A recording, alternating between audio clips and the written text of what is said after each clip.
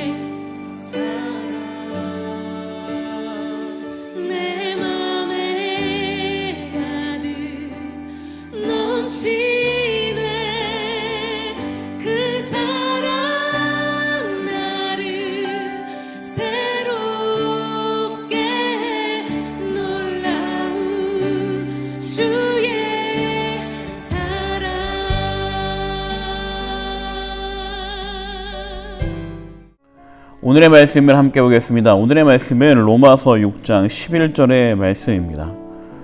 말씀을 함께 읽겠습니다. 이와 같이 너희도 너희 자신을 죄에 대하여는 죽은 자요 그리스도 예수 안에서 하나님께 대하여는 살아있는 자로 여기를지어다. 아멘. 자, 여러분, 지금 보이는 그림은 면역체계에 대한 설명의 그림입니다. 우리 몸에 병균이나 이런 세균들이 감염되게 되었을 때 우리 몸 안에는 몸을 지키는 면역체계가 발동하게 됩니다.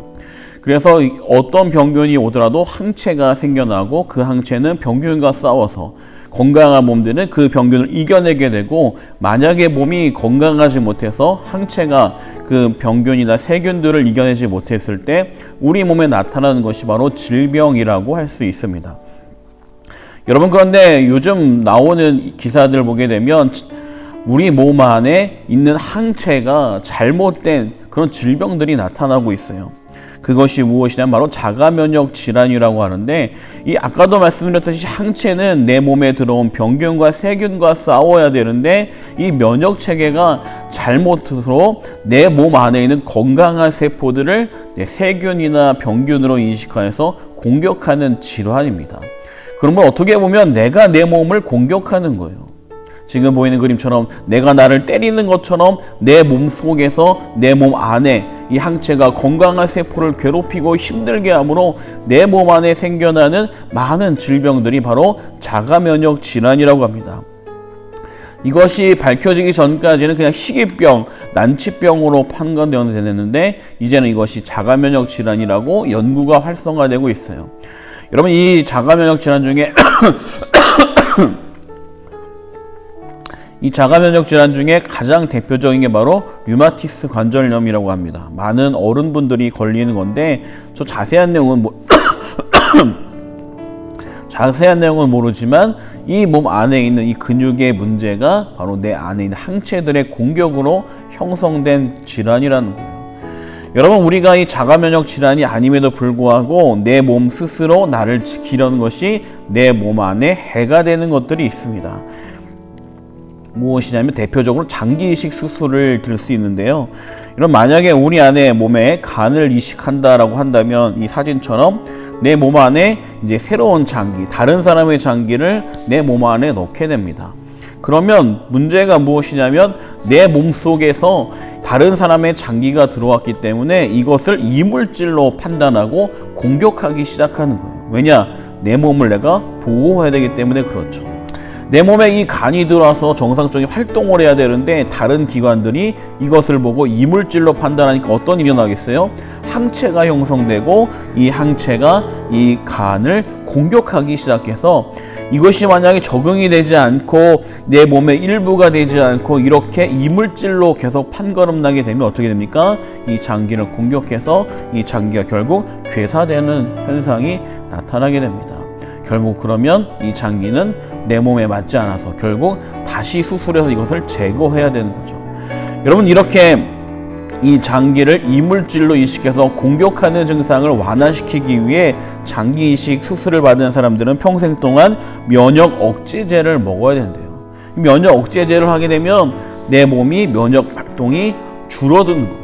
그러니까 새로운 장기에 대한 공격도 줄어들게 되죠.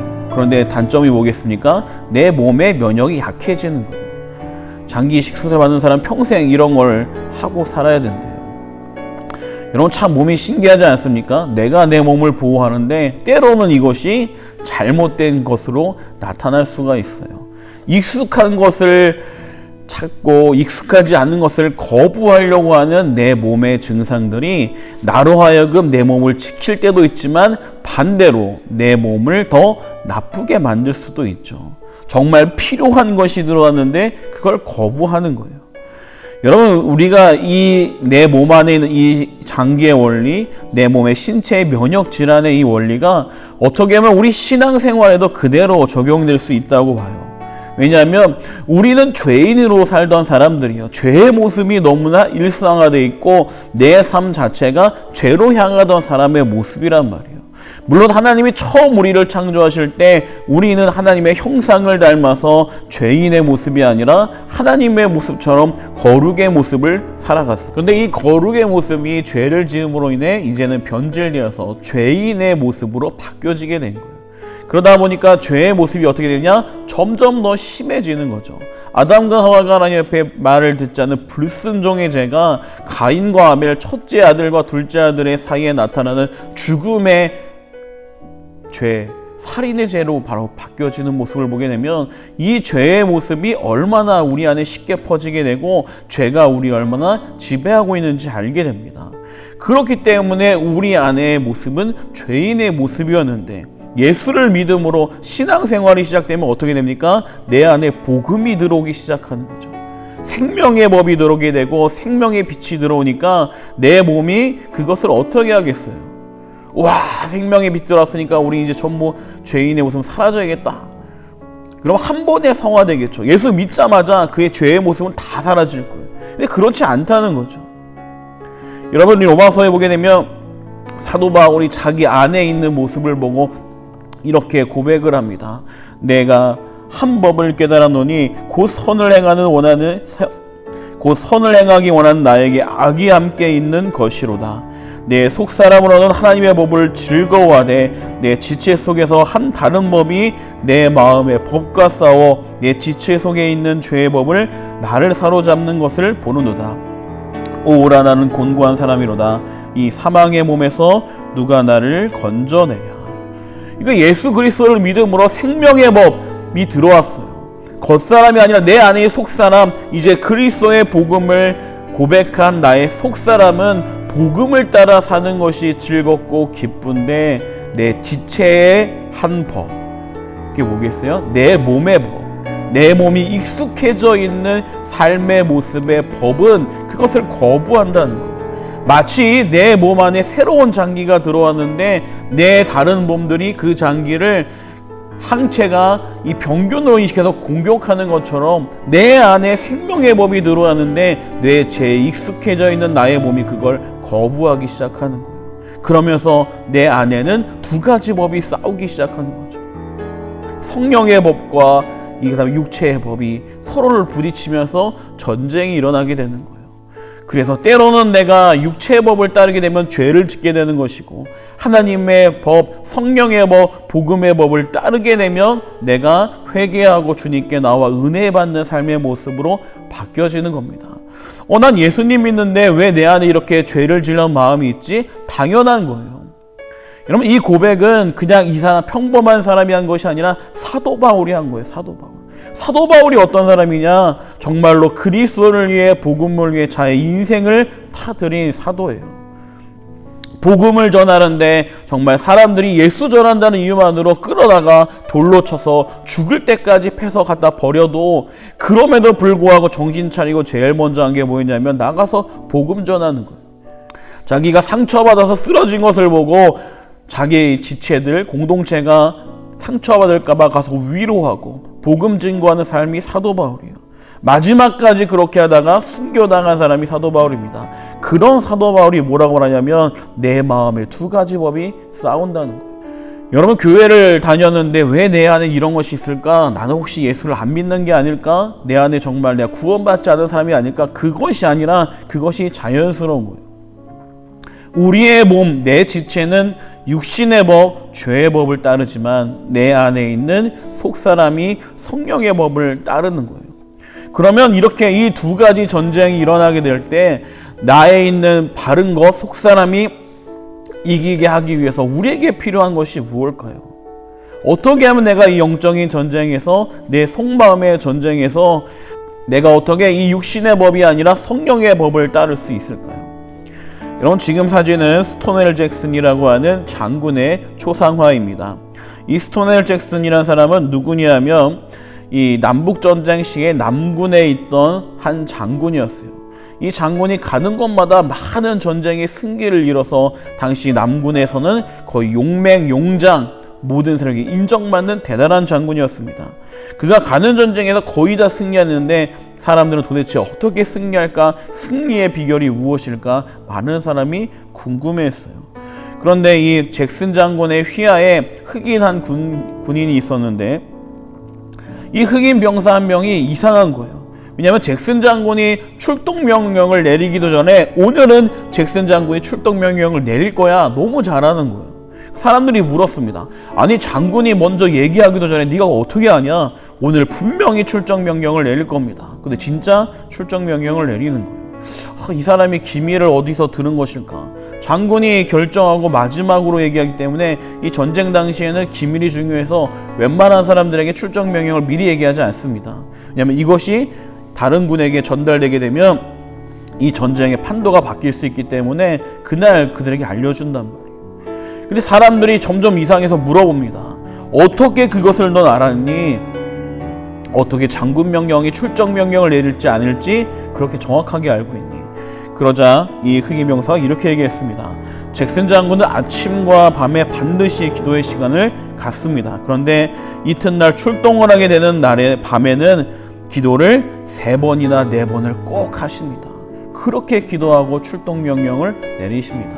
그래서 오늘 출동 명령이 떨어진 것을 어떻게 알았냐면 바로 어젯밤에도 3번, 4번 기도하시는 모습을 제가 봤기 때문에 그렇습니다. 여러분, 이 잭슨 장군이 그렇게 많은 전쟁에서 승리할 수 있었던 비결이 어디에 있습니까? 바로 하나님께 기도하는 모습을 통해 하는 거죠. 여러분, 하나님께 맡기고 기도하는 삶이 있을 때 그의 삶에 하나님의 놀라운 능력이 나타나게 됩니다. 여러분, 어떻게 기도를 통해 이렇게 승리하느냐? 하나님이 도와주시기 때문에 그렇죠. 영적 전쟁도 여러분 마찬가지입니다. 로마서 8장 2절에 보게 되면 이는 그리스도 예수 안에 있는 생명의 성령의 법이 죄와 사망의 법에서 너를 해방하였습니다.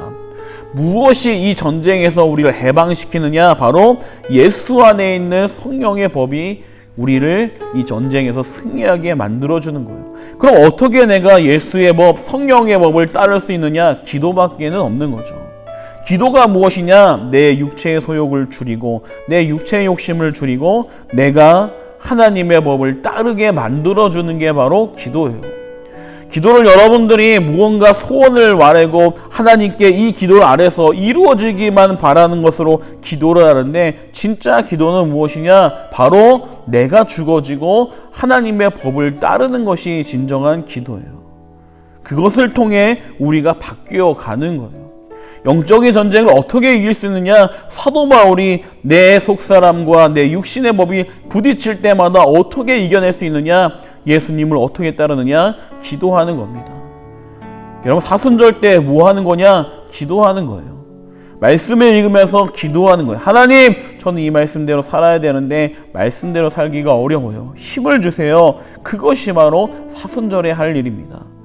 여러분들이 세상의 것을 즐겨하는 것이 아니라 잠시 내려놓고 예수님의 법, 성령의 법을 더 따르려고 노력하며 주님께 기도하는 기간이 사순절 기간입니다. 이번 주는 사순절 3주예요. 여러분의 삶에 주님을 향한 사랑과 은혜가 있기를 원하며, 기도할 때 주님의 사랑을 더 깊이 묵상할 수 있는 귀한 삶이 되기를 원합니다. 시간 기도하겠습니다. 하나님 아버지, 이 시간 우리들의 마음에 함께하여 주셔서 정말로 기도함으로 우리 안에 나타나는 영적인 싸움에서 승리할 수 있도록 인도하여 주시옵소서. 하나님, 예수를 믿는 것 같은데 내 안에 보게 되면 많은 죄의 생각이 있음을 고백합니다. 우리들의 삶이 더 이상 죄의 삶에 붙들려 있는 삶이 아니라 주님을 따라가는 삶이 될 수 있도록 인도하여 주시옵소서. 우리 사랑하신 예수님의 이름으로 기도합니다. 아멘. 자, 여러분, 한 주간 동안 잘 지냈나요? 여러분의 삶이 주님의 은혜와 말씀의 능력으로 따라가는 귀한 삶이 되기 원합니다. 여러분, 오늘 기타 교실이 계속 모집하고 있습니다. 우리 학생들 벌써 3명 정도 지원하고 있는데, 여러분들 오늘 나눠주는 가정통신문을 부모님들에게 꼭 보여주고 거기에 나와 있는 종이를 사인을 해서 가져오기 바랍니다. 온라인으로 보고 있는 학생들은 집에서 프린트를 할 수 있으면 좋은데, 여러분 카톡창에다가 그 지원서를 올려드리겠습니다. 그 지원서에다가 사인을 해서 다음 주에 가져오면 됩니다. 이런 강사 선생님이 참 좋은 선생님이세요. 이렇게 보게 되면 경력에 보게 되면 되게 뛰어난 것들이 많은데, 이분이 여기 와서 이렇게 저렴한 가격에 우리를 가르쳐주는 이유는 우리를 향해 교회에다가 봉사하고 싶은 마음으로 하는 겁니다. 이 기회에 여러분들 기타도 배우고 이 기타 활동에 하나님께 찬양 드릴 수 있는 귀한 학생들 되기 원합니다. 그리고 여러분들 하루하루 한 번씩 말씀 잘 묵상할 수 있는 하나님의 사랑, 주님의 사랑하는 아름다운 학생들 되기 원합니다. 우리 이 시간 주기도문 하고 예배 마치겠습니다. 하늘에 계신 우리 아버지여, 이름이 거룩히 여김을 받으시오며 나라의 임하옵시오며 뜻이 하늘에서 이루어진 것 같이 땅에서도 이루어지이다. 오늘날 우리에게 일용할 양식을 주옵시고, 우리가 우리에게 죄 지은 자를 사하여 준 것 같이 우리 죄를 사하여 주옵시고, 우리를 시험에 들게 하지 마옵시고 다만 악에서 구하옵소서. 대개 나라와 권세와 영광이 아버지께 영원히 있사옵나이다.